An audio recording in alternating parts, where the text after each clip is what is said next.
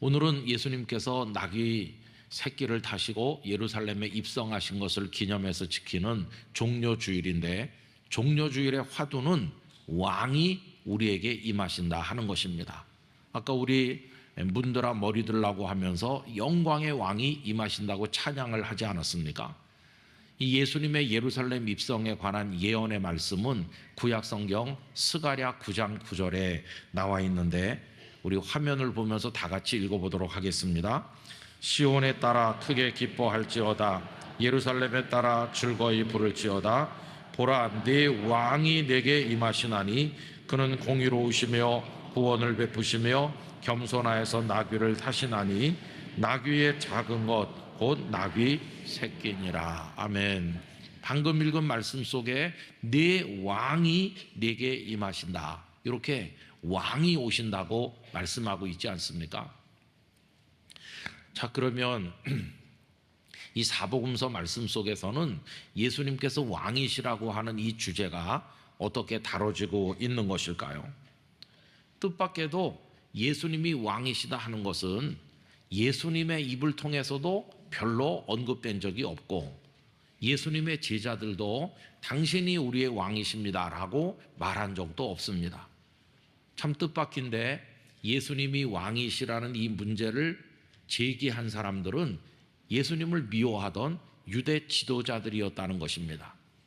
예수님께서 겟세마네 동산에서 붙들리신 다음에 가야바 대제사장의 집에서 모인 사내들인 공회 앞에서 재판을 받으시게 되셨습니다. 그때 예수님께서는 아무 말씀도 안 하시고 침묵으로 일관하셨습니다. 그러다가 어떤 질문이 나왔을 때 그때는 침묵하지 않으시고 입을 열어 답을 말씀하셨는데, 그 질문이 네가 하나님의 아들 그리스도냐라고 물었기 때문입니다.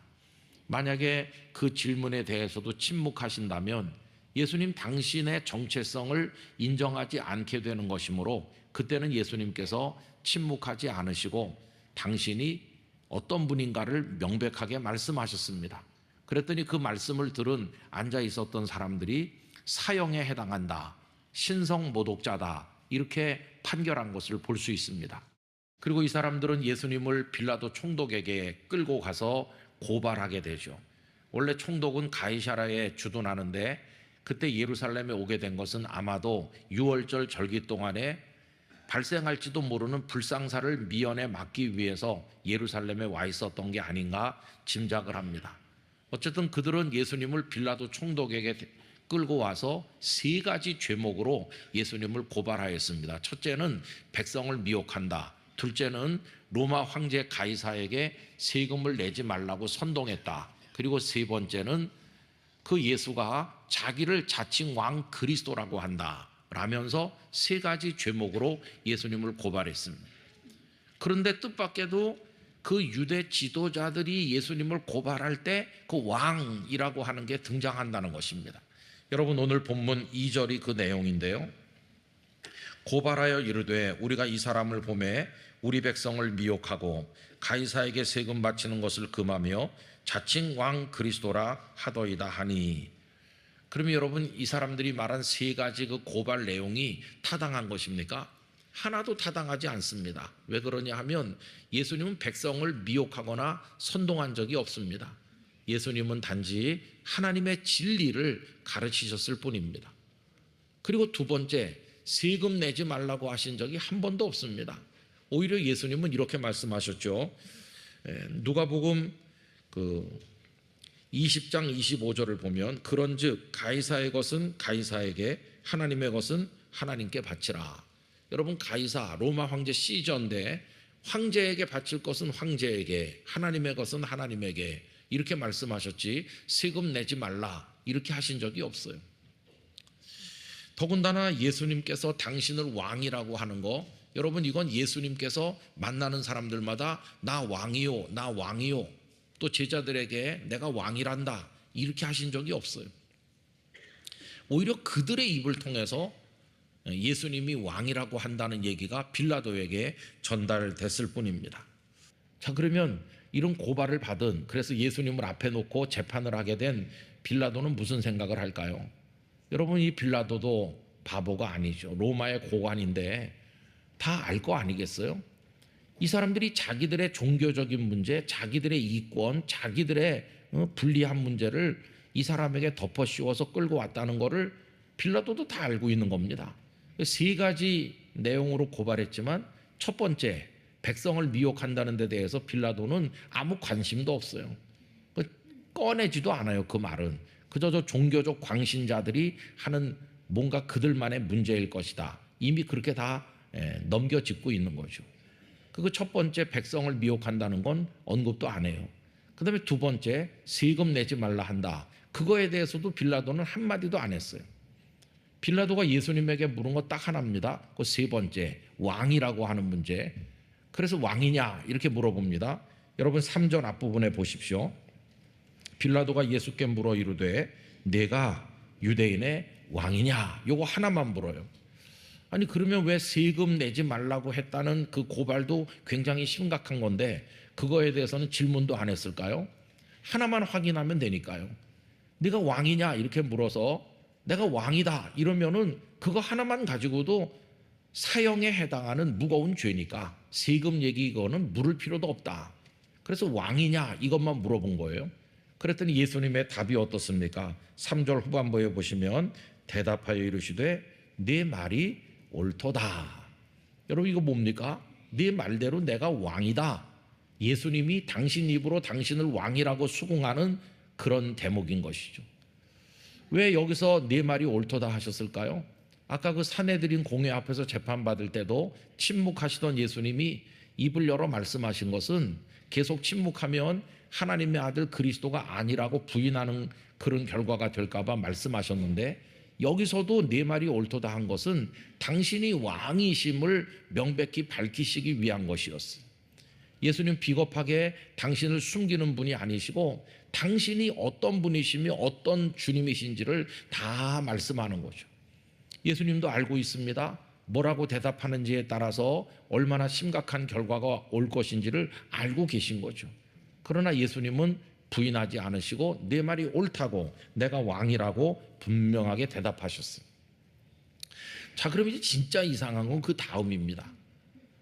여러분 이제 예수님이 내가 왕이다 이런 식으로 답하셨잖아요.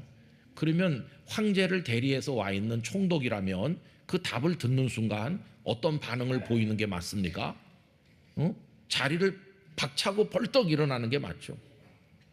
탁자를 내리치면서 아니 왕이라고 이렇게 물으면서 화를 벌컥 내는 게 그게 당연한 거예요. 아니 이 땅은 로마 황제께서 다스리시는 곳이고 나를 총독으로 보내서 관할하게 하는 것인데 네가 무슨 왕이냐? 당장 끌고 나가 사형에 처해라. 그렇게 말해야 그게 상황에 맞는 겁니다. 왜?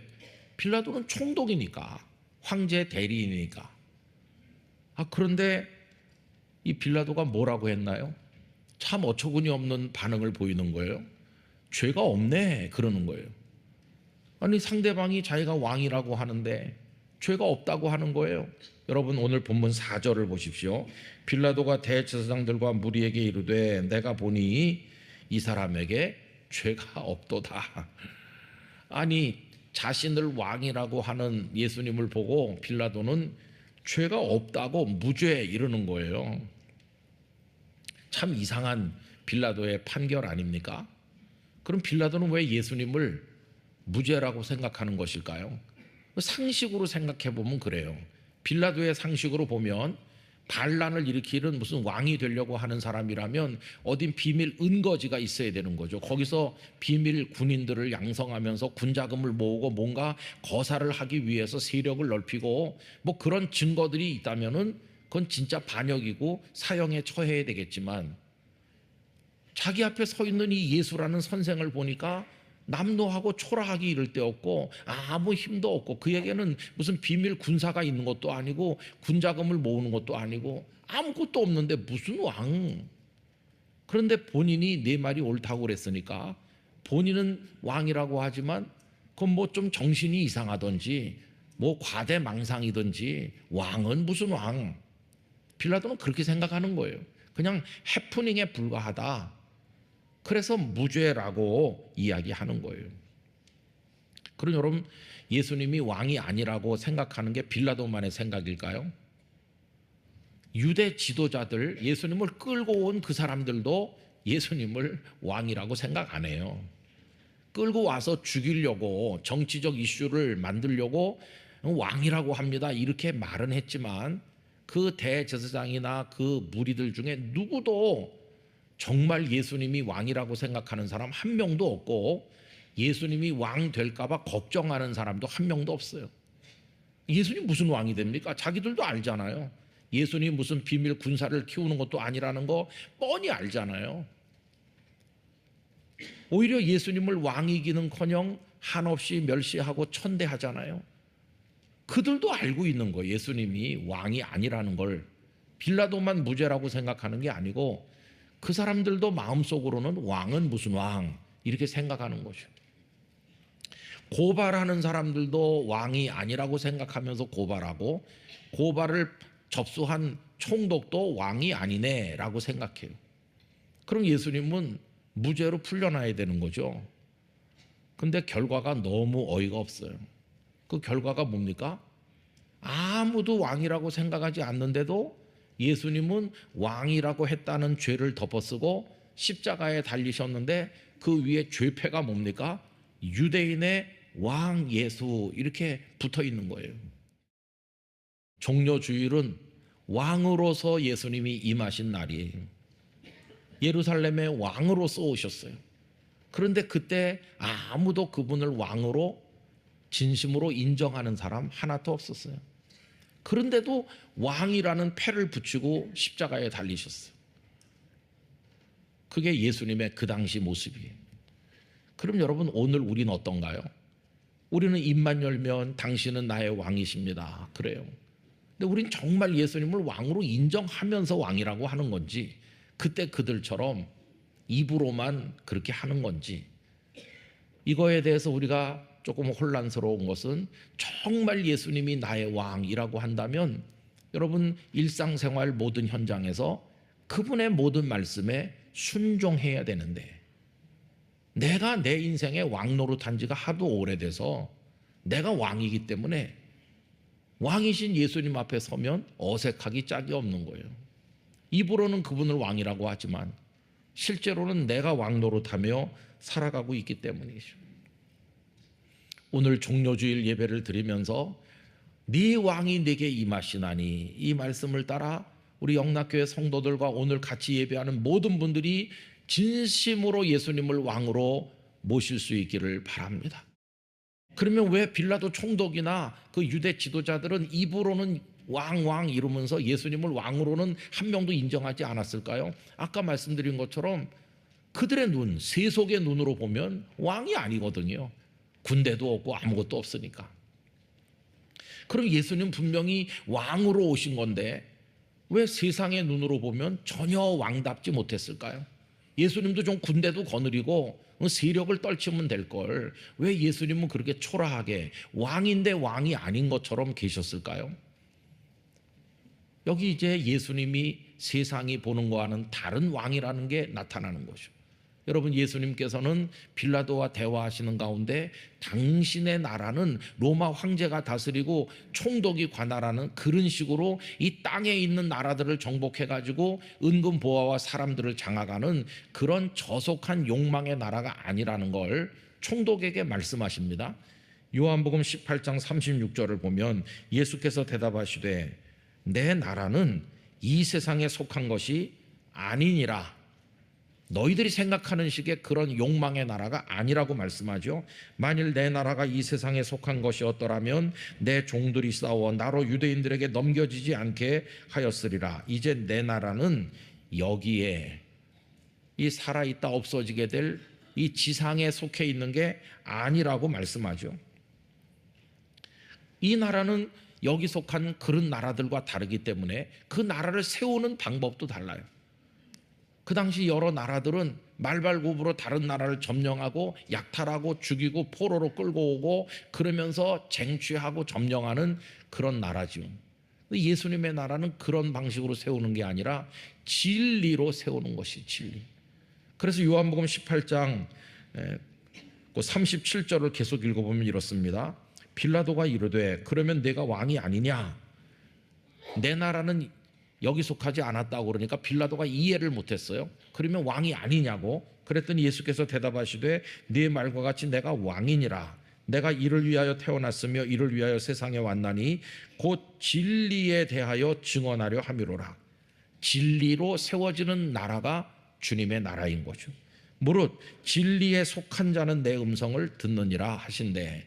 누가 주님 나라의 백성이 되나? 진리에 귀를 기울이는 사람, 진리에 대해서 귀가 열린 사람, 진리를 믿고 고백하고 따르는 사람이 그 진리의 나라, 주님 나라의 백성이라는 걸 예수님은 말씀을 하는 것이. 그럼 여러분 어떤 분들이 이렇게 생각해요. 아, 주님의 나라는 여기 속한 게 아니구나. 그럼 나중에 저 영원한 천국에서 왕이실 건가 보다. 지금은 왕이 아니신 건가 보다. 아닙니다, 여러분. 주님은 지금도 왕이십니다. 또 어떤 분들은 주님은 저 하늘에서만 왕이시고 땅에서는 왕이 아니신가 보다. 이렇게 생각하죠? 그렇지 않습니다. 이미 주님은 온 세상의 왕이십니다. 여러분, 빌라도가 이렇게 말해요. 내가 너를 살릴 수도 있고 죽을 수도 있는 권한이 있는데, 이렇게 말해요. 그랬더니 예수님께서 그 권한, 권력, 권리라고 하는 게 다 위에서 주시지 않았으면 너의 것이 되지 못했다. 무슨 얘기입니까? 지금도 하나님께서, 하나님이신 주께서 이미 다 권력도 나누시고 이 땅의 모든 것을 주관하고 계신 왕이시라는 겁니다. 여러분, 그 얘기가 요한복음 19장 10절 이하에 나옵니다. 빌라도가 이르되 내게 말하라 하지 아니하느냐? 내가 너를 놓을 권한도 있고 십자가에 못 박을 권한도 있는 줄 알지 못하느냐? 예수님의 생명이 자기 손안에 있는 것 같이 말하죠. 그랬더니 예수께서 대답하시되 위에서 주지 아니하셨더라면 나를 해할 권한이 없었으리니 그러므로 나를 네게 넘겨준 자의 죄는 더 크다 하시니라. 여러분, 주님께서는 이 땅의 모든 걸 이미 다스리고 계신 것이에요. 여러분, 오늘 우리가 숨 쉬면서 이 자리에 나 예배하고 있지만 언제까지 그렇게 살 수 있을지 우리 의지에 달려있는 게 아니고 우리의 생명, 우리의 삶의 모든 재반 조건과 영역이 다 하나님의 결정과 하나님의 주시는 것에 따라 이루어지고 있는 것이에요.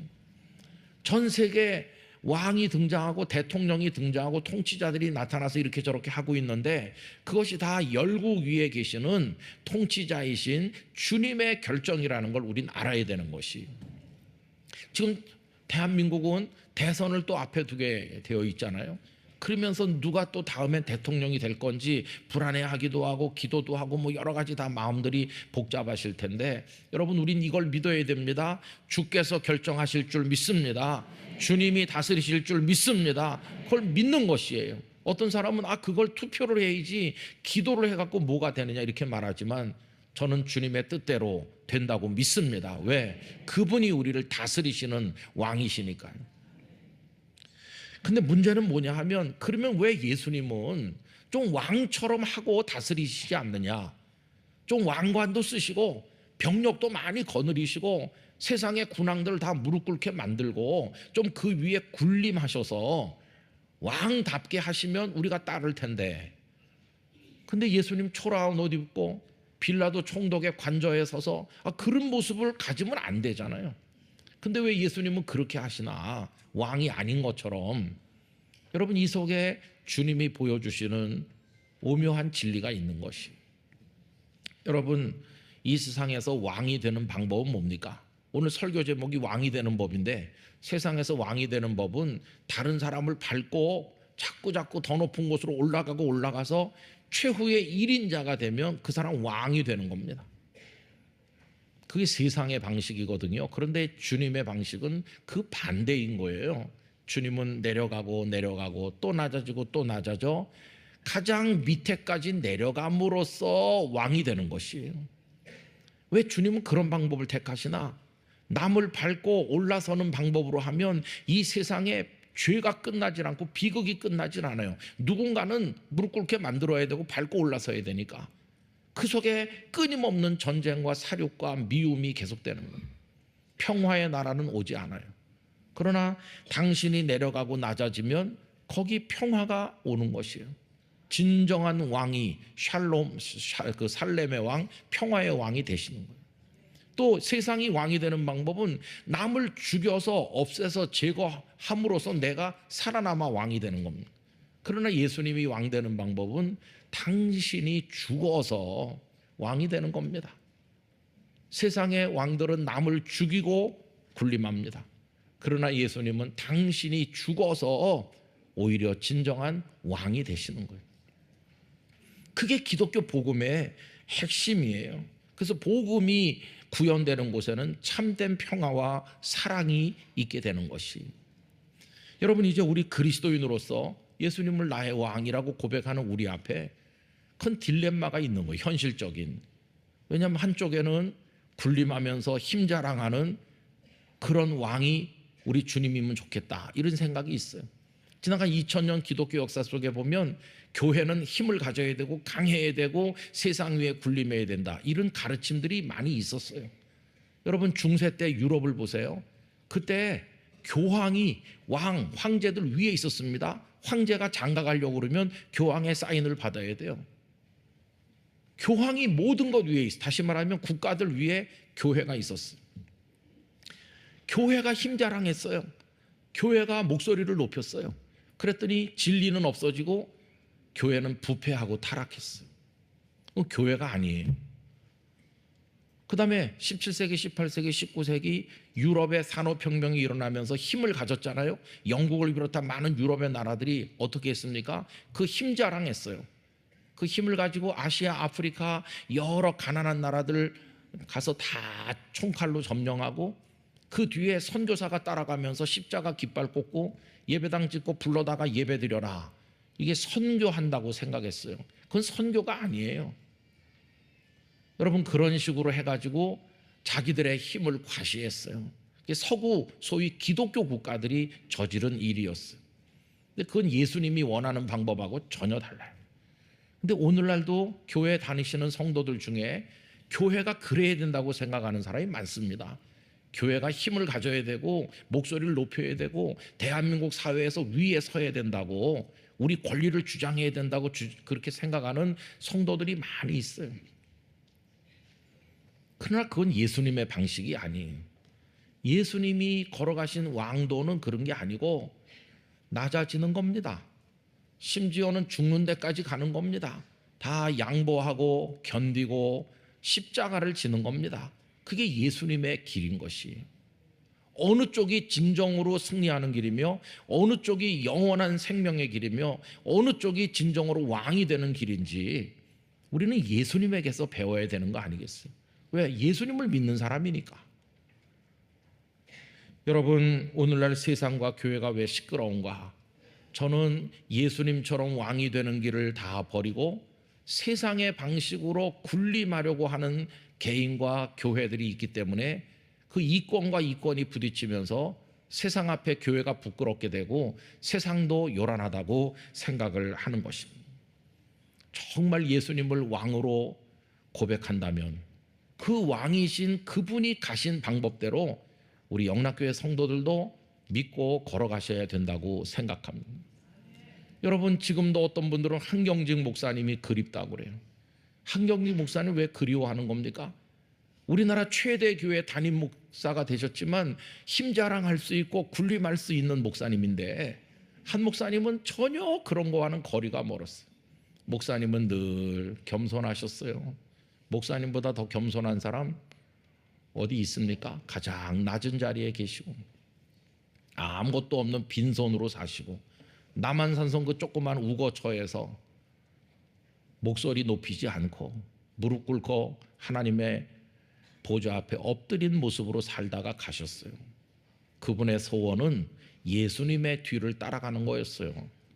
그래서 그게 오늘 우리들에게까지 감동이 되고 있는 거 아니겠어요? 여러분, 오늘 종료주일이면서 예수님을 왕으로 고백하는 이 주제를 나누면서 또 한경직 목사님 기념주간을 맞이하면서 우리는 어떤 왕도를 걸어야 될 것인가 좀 생각을 해봐야만 될 것입니다. 때로 주님처럼 얻어맞고 십자가도 짓고 때로 한 목사님처럼 고단하고 어렵기도 하더라도 정말 생명의 길을 따라 걸어갈 때 우리들은 진정으로 주님 나라의 백성다운 백성이 될 수 있다고 믿습니다. 잠시 후에 우리가 부를 찬송가는 이렇게 시작해요. 만왕의 왕 내 주께서 왜 고초당했나? 왕이신데 왜 얻어맞고 왜 십자가 지고 왜 죽으셨나? 그 속에 답이 있는 거 아니겠어요? 예수 그리스도의 왕도를 따라 우리 성도들도 주님 뒤를 따르게 되기를 간절히 소원합니다.